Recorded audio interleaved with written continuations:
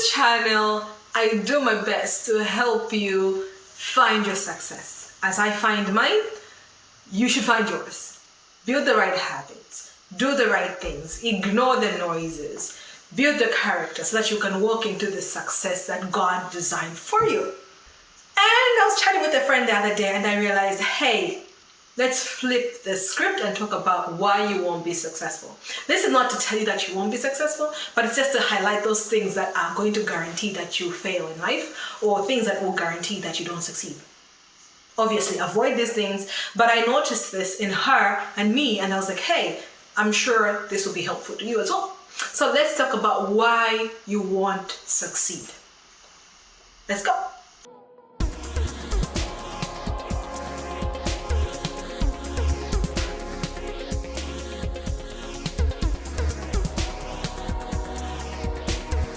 Number one is imposter syndrome. My goodness, I have known imposter syndrome for a long time. And I'll be honest, I actually just thought it's the West's problem. Like, people in the West have imposter syndrome. It's not a thing here with my people and everything like that. I just thought it was a first world problem. But I was talking to a friend the other day, and she's pursuing her PhD, and she was explaining how when her supervisor tells her about how well she's doing, she doesn't take it seriously. She just rolls her eyes and says, oh, come on. What is it trying to do? What is it trying to achieve? And the professor was like, what is wrong with that? Why can't you take a compliment? And in that moment, that's when I realized I do that as well. I have a hard time believing people when they tell me what I'm good at or when they appreciate what I do. I used to call it, it's me being sober so that I'm not shaken by people's opinions. But coming to look at it, it is imposter syndrome. It's thinking, I can't be that good. It's not possible for me to be that good. And when you're that good and everybody's clapping, you're there suspiciously thinking, no, it's not about me. Maybe this was like an error, an accident that I'm here. I noticed that. And looking back on where it came from, I saw that, oh, it's also in the upbringing. Growing up in the culture I grew up in, there's a lot of ranking and comparison. Be like this child, be like that person. Why can't you do this? Why can't you do that? And even in the corporate culture where I was working, that continued, where you're undermined, where the boss can just say, oh, you're so good at this. But they will say, well, we hoped you could have done this. We wish you could have done that. So you're always bombarded by this skepticism and this weird comments that suspect that you're not as good as you are. And over time, you get to embrace it as a normal, to say, well, I am not that good. And you'll find videos in the past where I would confidently say, I'm not a great accountant. And when I was talking to my friend and she was saying, I also felt that way.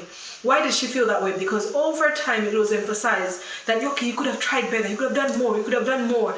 Well, when you do that in a positive way, it helps. But when it's done in a way that makes you feel less than, it can easily creep in and become your default, where you don't see yourself as valuable in the space you're operating in. So imposter syndrome, when you operate in it, will have you repelling opportunities. It will have you repelling platforms that you're being given. It will have you looking down on yourself. You can't look down on yourself and then go up. It's not possible. When you're looking down, you'll be drawn down. And that's what imposter syndrome does. I hope you can really trace it in your life. Where is it coming from? Do you show off your excellence in a positive way? Are you really doubting your capabilities? When you're winning, do you think this is too good to last? It's going to go away from me? You need to be able to figure out where that is coming from. Because when you know where it's coming from, you'll be able to address it. And when I realized that I had it as well, I was like, oh, that's a new one. I'm glad I have identified it. Because I would tell my husband when he was like being shocked when people tell him, oh, you did well. I'll be like, don't let the people's opinions shake you. Don't be shaken by that. But in actual sense, it was just my inability to appreciate the fact that I can be good at something and people can be honest in their claps. And I should be able to say, I am good. That was good. Thank you very much. The second thing that will guarantee that you don't succeed is being emotionally immature. Emotionally immature is when you are led and mastered by your emotions. We are emotional beings. So emotions inform our reactions. They inform what we like, we don't like, what we do, don't do, who we connect with and who we avoid. But emotions are supposed to be mastered by you. Because emotions are very fickle. 1 minute you could hate something, the next minute you'll be excited about it. 1 minute you could be laughing and the next minute you'll be crying. And so when you're a kind of person who just follows your emotions and you're like, I didn't feel like showing up today, so I didn't show up. I didn't feel like doing the work, so I didn't do the work. I didn't feel like working out, so I didn't. You're going to be inconsistent in whatever you do. And an inconsistent person never achieves anything valuable. There's a quote that I like which says, consistency is the only currency that matters. And that is true. Emotionally immature people are not consistent because they feel what they feel and they follow their feelings. If you look at yourself, you see that you're a creature of appetites. There are appetites for food, the appetite for drink, the appetite for pleasure of all sorts. And when your emotions are not mature, when you can't manage your emotions, these appetites become addictions. And addictions hinder your progress, hinder your sobriety. You can't progress in life when you have addictions. It all starts with management of emotions. So if you want to achieve anything substantial in life, you're going to have to acknowledge your emotions. I'm not saying ignore them. Acknowledge them and then manage them. There is a time to indulge, but there's a time to focus. There's a time to enjoy and breathe and just cry, laugh, and do whatever your emotions lead you to in that season. But there's a time to say, okay, that was a season for that. Now let's move on to doing other things. Emotions don't know those limits. And when you're immature emotionally, you don't acknowledge those limits. I was very immature emotionally. I would say, I'm sick. I will not come to work. Why? Because I didn't feel like it. I would show up to places because of my feelings and not show up. I remember I was in a basketball team and I would not show up to training because I didn't feel like it.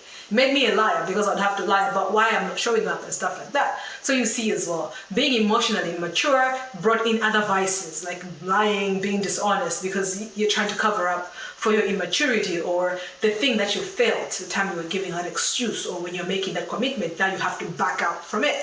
So emotional maturity is important. And if you don't have that, if you're a person like I used to be who celebrates the fact that I follow my emotions and whenever it changes, I will just go with it, then you're guaranteeing that you will not succeed. Oh, this is a good one. The next one is pride. Pride is that thing that most of us think we don't have, but pride shows up in different ways. The obvious one is being arrogant, thinking you're better than everybody else. Another thing is refusing help.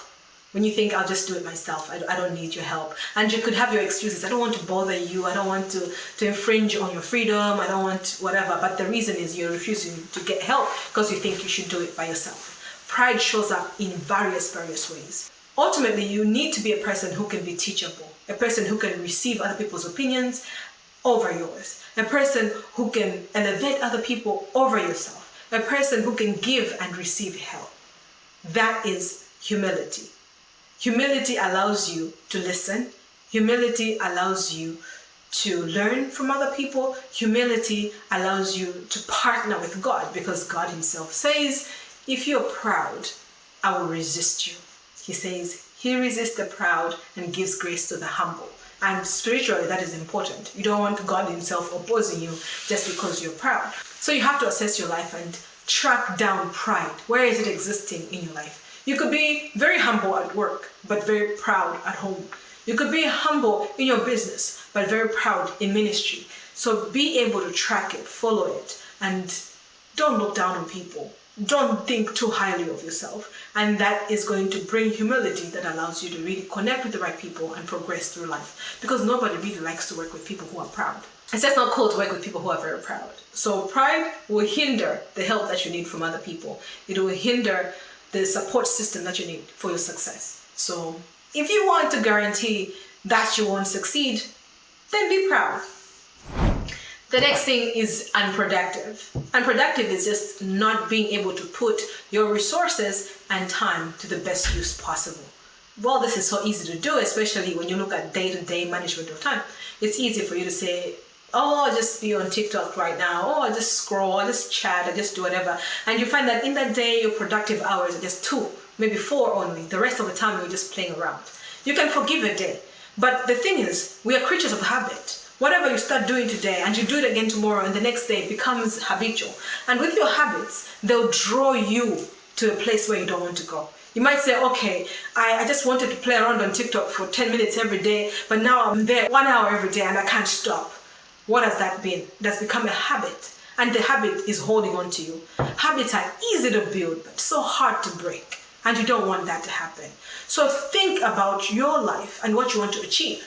Productivity shouldn't be something you negotiate. Productivity is you putting your best resources to the best use. And that number one resource is your time. So spend time planning your day. Spend time building yourself up. Spend time networking and building the right relationships. Spend time in the important spaces. Prayer, building your spiritual life, building mental resilience. Spend time in the right things. Be productive. I know when you're working, it's so easy to think I'm productive because you're at work and your time there. But even at work, you could be unproductive. You could be doing much less than you should. I know I used to do that. Like have 4 hours and find that you've been working for only 2 or even less. You need to put time to the best use possible in your life. That will bring results. The results might not be what your boss gives you. The results will be the habits that you build, the self-discipline that you build, the experience that you acquire. Those things you can carry forward even when you leave your job or your business, whatever you're doing. And that is important.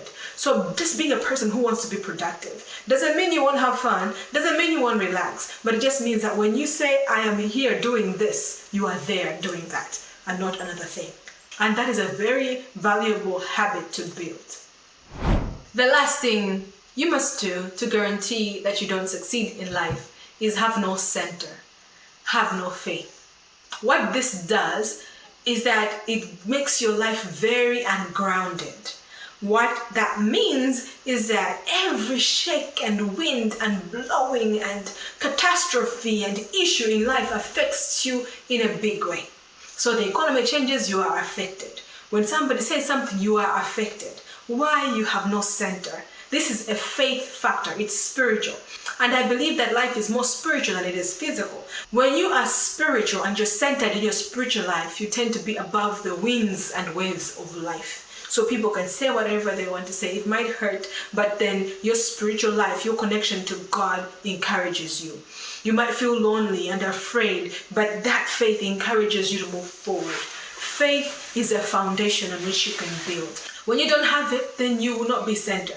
So when the world changes its standards, say success is when you have this, success is when you do this, success is when you do this, you just be shaken and be all over the place. When a pandemic comes through, you be shaken. When the economy falls apart, you be shaken. When things happen politically, you be shaken. And that is the kind of person that never succeeds because they're moving back and forth, back and forth. You can't build anything substantial in life being that movable. You need to be grounded. And faith does that for you. You get a center. You get to have a grounding, a foundation that makes you unshakable and allows you to move forward in spite of ambiguities in life. Well, are you a person who doesn't want to be successful? Then do these 5 things that I share. I know you're here because you want to succeed. So I know you will avoid these 5 things and you will really do the opposite of them. You avoid imposter syndrome. You be emotionally mature. You avoid pride and therefore you'll be humble. You'll be productive and you will build your faith. Which one was most impactful for you? Let me know in the comments. And if you want to work with me, I am a life and business strategist. I help you become the best version of yourself using the resources that God gave you. Then check in the description box. There are various of my programs there. Some are free, some are paid. My name is Mavis Tandizo-Kanjanta. You can find me across all social media platforms. Please connect with me. I always love to hear from you. If you have any questions, drop them in the comments section below. I am here weekly, so stick around, like, share, and subscribe so that we can continue to grow this community of powerhouses that are taking their place and are doing great things with their lives. I will see you next week. All right. Bye-bye. Thank you for watching this video. Don't forget to like, share, and subscribe. Bye. Bye.